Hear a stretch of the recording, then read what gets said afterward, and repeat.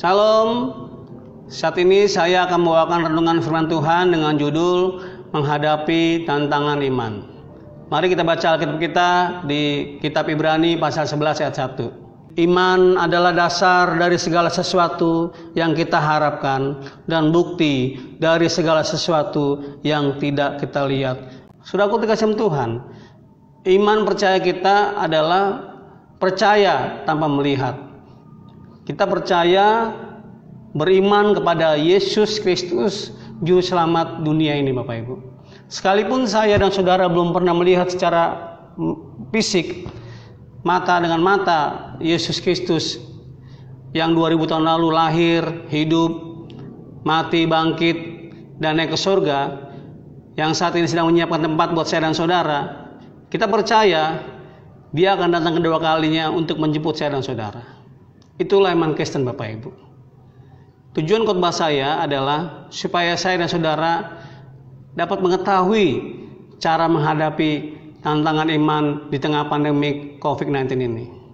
Saudaraku terkasih, iman kita kadang-kadang dikalahkan dengan akal rasio kita. Akal rasio kita yang kita dapat dari ilmu pengetahuan yang kita miliki, Bapak Ibu, kadang-kadang menyingkirkan iman kita kepada Tuhan. Akal rasio kita yang kita miliki membuat iman kita mati dan tidak berfungsi, Bapak Ibu. Ini sangat berbahaya buat kehidupan kekristenan kita, Bapak Ibu. Sehingga banyak orang-orang akan mulai kehilangan iman dan tidak lagi, Bapak Ibu, mau mendengar firman Tuhan. Karena di dalam kitab Roma pasal 10 ayat 17 dikatakan iman timbul dari pendengaran dan pendengaran oleh firman Kristus. Jadi iman yang kita miliki itu kita peroleh dari pendengaran akan firman Kristus. Firman Kristus yang kita dengar dalam ibadah gereja atau melalui ibadah YouTube seperti ini, itu bisa membuat iman kita semakin dikuatkan. Dengan firman Tuhan yang kita dengar akan membuat iman kita semakin diteguhkan, Bapak Ibu. Bapak Ibu terkasih dalam Tuhan, ada tantangan iman yang kita hadapi dalam hidup kita saat ini. Saya mencatat ada 3 hal tantangan yang kita hadapi dalam hidup ini. Yang pertama, tantangan dari diri sendiri. Yang kedua, tantangan dari luar. Yang ketiga, tantangan dari dalam. Tantangan dari diri sendiri itu menyangkut hawa nafsu kita, hobi kita, kesenangan kita. Itu menjadi tantangan kita dalam kita beriman pada Tuhan. Sebab hobi kita, kesenangan kita itu lebih banyak kita habiskan waktu kita dengan gadget kita, dengan berkomunikasi lewat media sosial kita, Facebook, Instagram, WhatsApp. Juga tidak sedikit kita dari antara kita banyak menghabiskan waktu dengan bermain game daripada kita menghabiskan waktu bersekutu satu dengan Tuhan. Dengan demikian, Bapak Ibu, itulah tantangan kita sebagai orang percaya, bahwa kita harus berani menyalipkan hobi kita, kesenangan kita, hawa nafsu kita untuk lebih mengutamakan Tuhan dalam hidup kita. Tantangan kedua, Bapak Ibu, tantangan dari luar. Itu menyangkut pengajaran-pengajaran sesat yang mulai marak saat ini, Bapak Ibu. Banyak pengajaran-pengajaran sesat yang mengatakan bahwa Yesus Kristus bukan Tuhan. Tapi saya dan saudara percaya dan beriman bahwa Yesus Kristus adalah Tuhan dan Juru Selamat kita. Tantangan yang kedua dari luar itu adalah menyangkut penganiayaan yang dalam gereja-gereja. Dari gereja mula-mula sampai saat ini, Bapak Ibu, kita mendengar masih ada penganiayaan terhadap orang Kristen dan gereja-gereja Tuhan, Bapak Ibu. Itulah tantangan iman kita saat ini. Yang ketiga, Bapak Ibu, tantangan dari dalam. Tantangan dari dalam ini, Bapak Ibu, menyangkut adanya keluarga-keluarga kita yang belum seiman. Adanya kekerasan dalam rumah tangga.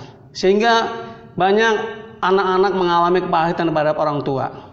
Banyak anak-anak membenci ayahnya atau ibunya. Banyak istri-istri membenci suaminya. Sehingga menjadi tantangan iman buat mereka untuk percaya kepada Yesus Kristus sebagai Tuhan. Bapak Ibu terkasih Tuhan, kita menghadapi tantangan iman dalam hidup kita saat ini.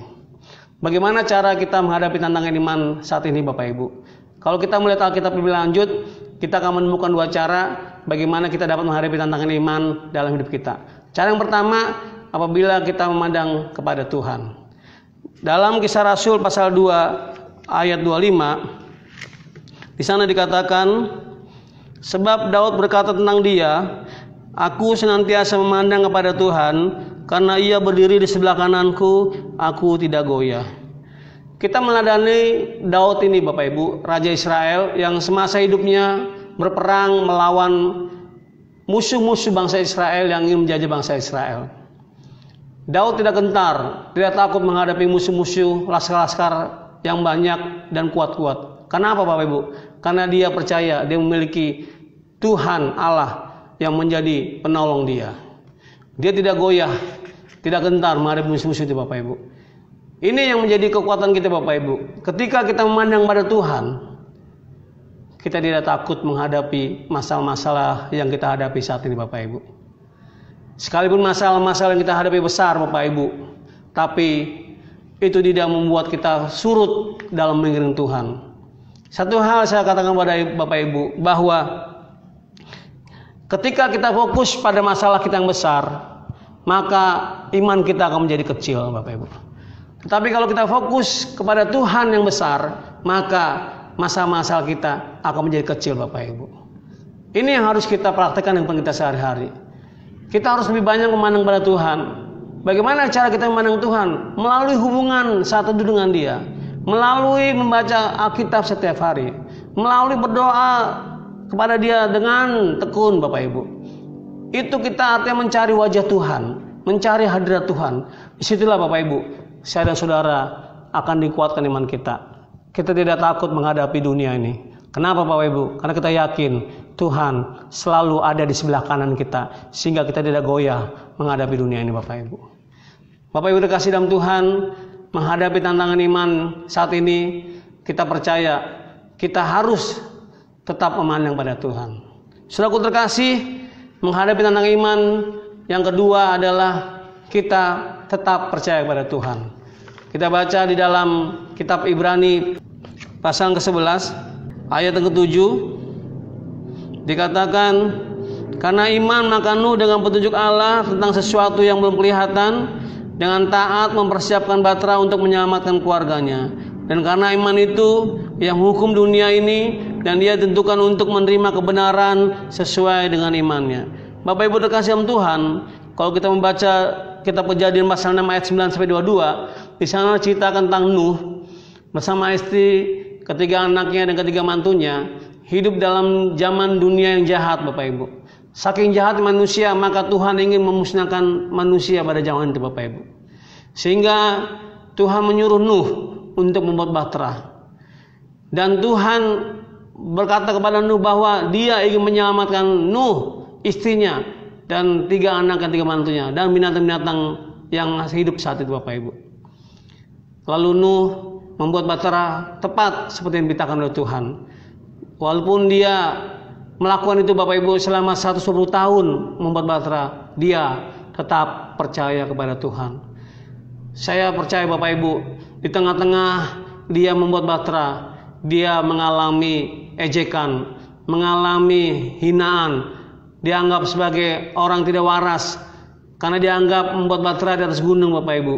Tapi ketika dia percaya pada Tuhan, dia melakukannya dengan setia dan taat Bapak Ibu. Bapak Ibu terkasih Tuhan, ketika hari yang sudah ditentukan oleh Tuhan, maka Nuh, istri, ketiga anak, ketiga mantunya, dan binatang-binatang masuk dalam bahtera. Lalu Tuhan menutup pintu bahtera itu, dan Tuhan menurunkan hujan selama 40 hari, dan terjadilah air bah Bapak Ibu yang memusnahkan manusia pada zaman itu. Bapak Ibu terkasih Tuhan, kalau Nuh yang tetap percaya pada Tuhan, sekalipun dia tidak melihat perkataan Tuhan itu pada saat itu Bapak Ibu, tapi dia percaya pada Tuhan bahwa Tuhan akan menggenapi perkataannya, menggenapi firman-Nya. Demikian juga Bapak Ibu terkasih Tuhan, kita harus tetap percaya pada Tuhan. Di tengah-tengah mungkin orang-orang sudah mulai meninggalkan Tuhan, orang-orang sudah mulai meninggalkan gereja, tapi saya berkata Bapak Ibu, tetap percaya pada Tuhan, tetap percaya pada Tuhan. Ketika kita percaya pada Tuhan Bapak Ibu, Tuhan akan memberikan mujizat-mujizat yang ada depan kita Bapak Ibu. Kita tidak pernah dipermalukan Bapak Ibu. Kita percaya Tuhan selalu mengasihi saya dan saudara. Bapak Ibu terkasih dalam Tuhan, akhirnya saya katakan pada Bapak Ibu sekalian, biarlah kita terus percaya kepada Tuhan. Kita terus fokus memandang pada Tuhan. Sekalipun dunia ini semakin hari dilanda kesulitan akibat pandemi COVID-19 Bapak Ibu, terus pandang Yesus, terus percaya pada Yesus. Dia sanggup menolong saya dan saudara. Dia sanggup melakukan mujizatnya di depan saya dan saudara Bapak Ibu. Jangan pernah takut, jangan pernah ragukan kuasa Tuhan Bapak Ibu. Ketika kita percaya dan fokus pada Tuhan, Dia akan fokus pada saya dan saudara. Dan saya dan saudara akan merasakan mujizat-mujizatnya Tuhan. Haleluya, Tuhan memberkati semua. Amin. Kuasamu terlebih besar, Tuhanku terlebih besar. Tak pernah terlambat janjimu, ya Tuhan.